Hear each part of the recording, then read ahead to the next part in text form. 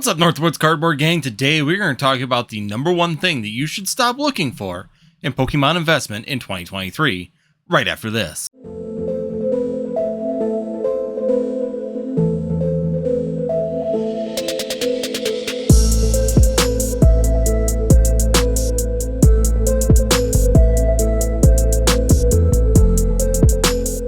Alright guys, I'm Andy with Northwoods TCG, and today we're going to be taking a look at one investment tip that you should stop looking for here in Pokemon investment in 2023. That's right, we're going to talk about one big item that I hear a lot of people asking and a lot of people looking for that is probably going to be very difficult to find. Not impossible, but if you're sitting here just particularly looking for that one item, it's probably you're not gonna find it all that easy. So today we're gonna go ahead and sit down. It's gonna be kind of a rant video. Once again, guys, if you like this kind of video, of course, be sure you hit that subscribe, hit that notify, and hit that like button. It helps the videos out a ton.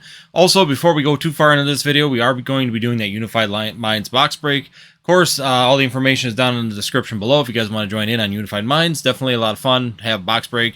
Check out for some tag team cards. Once again, tag team cards, a lot of fun to try and get some of those at a little bit more reasonable price than trying to purchase them online. So once again, if you guys are interested in there, take your chance. Definitely the link is down below in the description. So without further ado, let's get into the main title of this video, which is what is the number one thing that you should stop looking for in Pokemon investment in 2023? Well, today this is what it's going to be. Quick flip. Guys, I hear so many people ask me questions.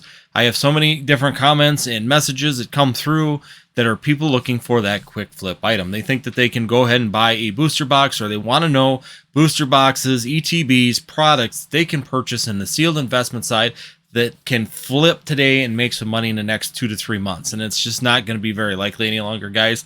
I know a lot of people in this market were really enjoying that, and were really liking to see those instant gratification gains when it came down to the Pokemon market. But overall, that's not something that's going to occur very easily at this point in time.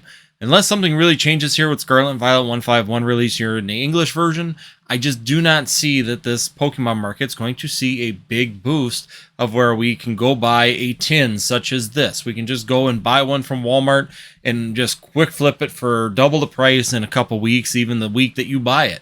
It's probably just going to be gone with like a dodo bird right now. Now, I'm not saying it'll never come back, and there's always the opportunity in any kind of market that we're seeing kind of vertibility. We see new people coming in. We're seeing really good things in the hobby, some really strong market points right now, and as long as the market continues to stay pretty stable and continues to see growth, whether that's in, seal investments, whether it is in your PSA cards, whether it's in your singles and raw, there are still some good potential opportunities out there to see some longer term gains. So even like products such as Pokeballs, even going into a lot of these other packs, loose packs, going into ETBs and booster boxes, they are still continuing to see modest gains, and we're not going to see craziness. And realistically, the outlook is that in the next 3 to 5 years, we'll see some modest gains on these products, and hopefully we can maintain, above that 15 to 20% per year average. Now, you may not see 15% the first year you're in it. You may not see it the second year that you're in it, but by the third and the fourth, we might see some really significant gains in those products, and then that'll be where you make up the difference on the years that it doesn't move. So we might be going into more of a normalized Pokemon market from like 2019 and prior, where products released, they'd sit for 6 months. Crown Zenith, the perfect example. I hear a lot of people wondering why Crown Zenith isn't performing as well, because the Pokemon market, that's an indication the Pokemon market is crashing. That's what I've gotten on messages, and it's really not. It's just going back to that more sustainable Pokemon market where we have good individuals in the hobby, and the markets will continue to move up. It's just not going to happen in the 6 months after the release of the product. Let's be honest, the last part of Crown Zenith just realistically got released back in May, so it hasn't even been out of its original release dates yet, let alone actually have any age on this product for it to be absorbed into the market, and then products become more difficult to find. ETBs, of course, to me, will hold value on that Crown Zenith set. It's a great opportunity to buy a bunch of packs at a really good price. Right now, even as a single ETB, and in the future, I mean, realistically, the pricing of that should continue to move up nice and smooth. We'll probably see very little gains in the first year if we're going by a typical market. Usually year 2, you might see some modest gains unless a reprint happens, and Pokemon TCG likes to just randomly throw out reprints, and we know product reprints do come around. So once again, guys, it's going to become more of a pick and choose efficiency market, which is what we were used to in 2019. Singles, there are some really good opportunities in singles. Once again, you have to understand what people are going to want. Pretty much the basic things that I would look for right now is if you're looking in the singles market, I would be looking more at those alternate arts. Once again, like I did a video the other day talking about the 5 underrated alternate art cards. To me, alternate art cards are probably going to slump a little bit here. We're going to see some slow gains on those particular cards for a little bit, but I think people have all moved back to that tag team era, and tag teams are doing extremely well, and it's drawn everybody that direction. My theory is that we're probably going to see them possibly go back to the EXs, going back into, of course, XY generation.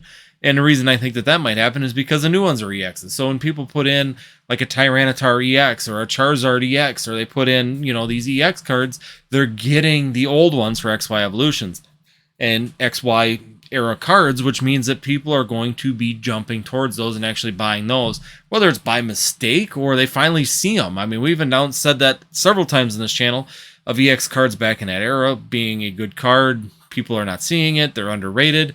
And now with this new changing of the Pokemon era and going back to EXs, people might go back to XY and start purchasing those too. We've actually seen a little bit of an uptick on those particular cards also. So EX cards back then are also looking fairly good, just because of the fact that people are moving. And that's the other thing is that if you want to be successful in the Pokemon TCG when it comes down to your Pokemon investments, you need to start looking at people's trends. What do people trend towards, and what are the reasons on why they change and go to a different location in the market? And the biggest reason is that they are following the trends of everybody else. So if you find something interesting, even if you saw it interesting when you were really in depth in the Pokemon market, chances are is that there might be a group of people slowly migrating that direction. Once someone sees it, they start posting pictures of it on Instagram. Once Instagram gets a hold of it, it typically starts to see a little bit of a boost in the actual sales and the interest and the hype and FOMO of those particular cards, like we've seen with tag teams.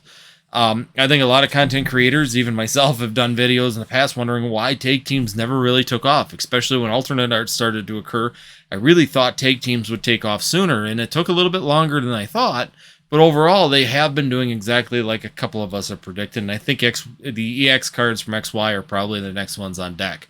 I think as these tag team cards get more expensive, as they become a little bit higher priced, then people are going to shift to the next lower item. So you're just going to kind of see this stair-stepping effect back and forth between all of these era of cards. And maybe Pokemon or Scarlet and Violet 151 might be the final breaking point in this market to see Scarlet and Violet start to take off, and people taking interest in those EX cards, those SIRs and SARs inside of there. So maybe we'll see those ones start to take off also and give us some really good opportunities coming up in Scarlet and Violet. But as it is right now, the number one thing you need to stop looking for is a quick flip. If you're looking for, actual gains and actual returns in the next 3 to 4 months of purchasing a booster box or an ETB, like what we've seen in the Sword and Shield era, it's probably not going to be happening anytime soon. So if you get away from that mindset and you start opening up your mind to how things have performed in the past, really take a look and listen to some of the channels such as myself, and there's other ones out there that do extremely well at explaining how it was back in XY. That's further than me. Sun and Moon, I was in Sun and Moon, and then Sword and Shield is just an anomaly in general. So once again, look at those kind of channels, because we're actually trying to do really well at explaining to you that, hey, we'll see modest gains on this. These products do go up. It's just not going to be this crazy upfront boom. It's probably going to take 2 years of pretty much nothing happening, potentially 3.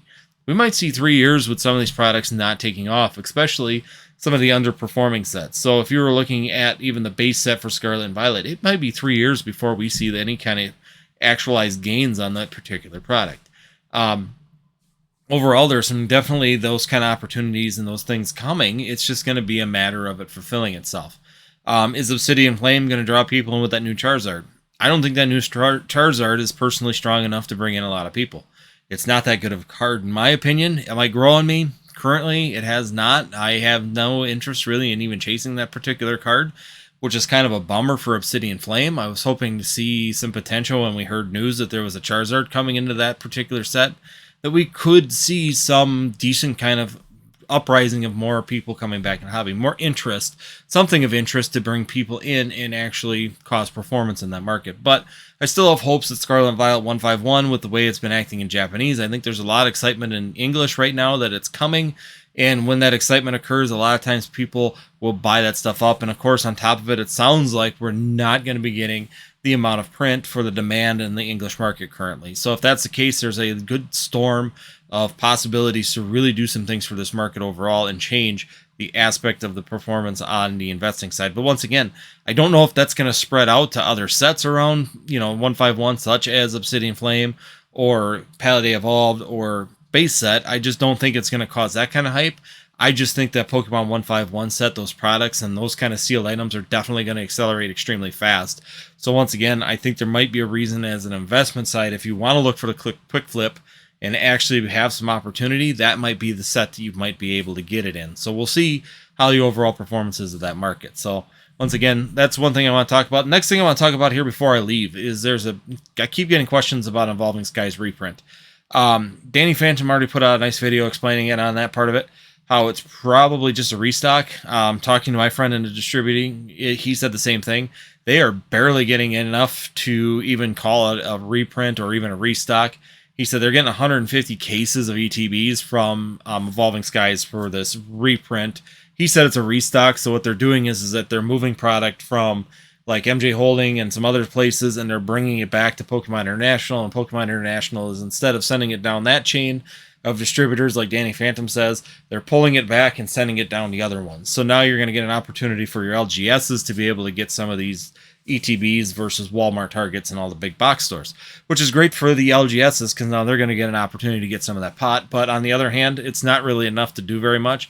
My friend, even being in the distributing circle, said flat out that he got 150 cases, so that's not even quite 800. There's roughly 800 boxes.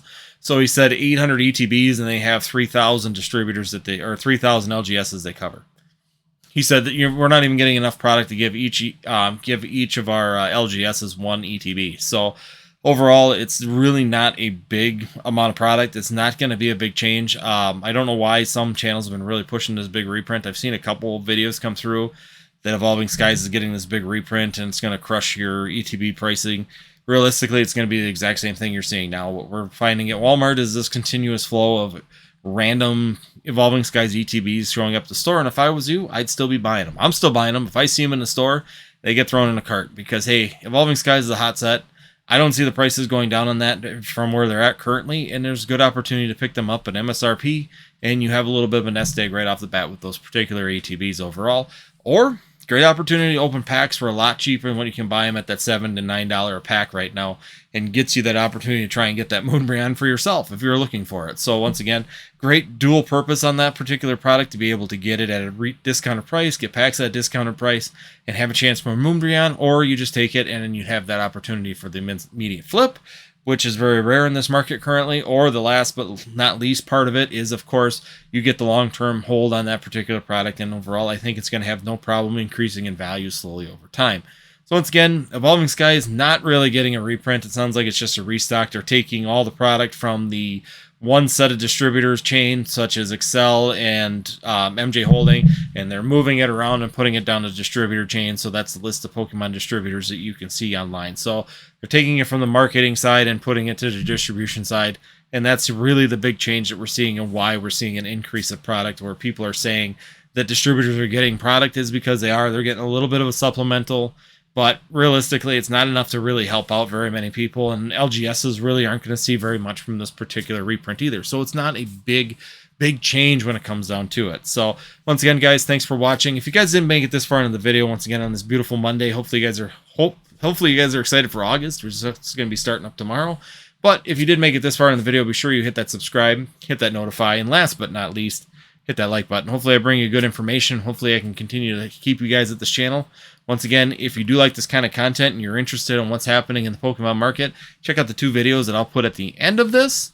And with that being said, we'll see you next time here on Northwoods TCG.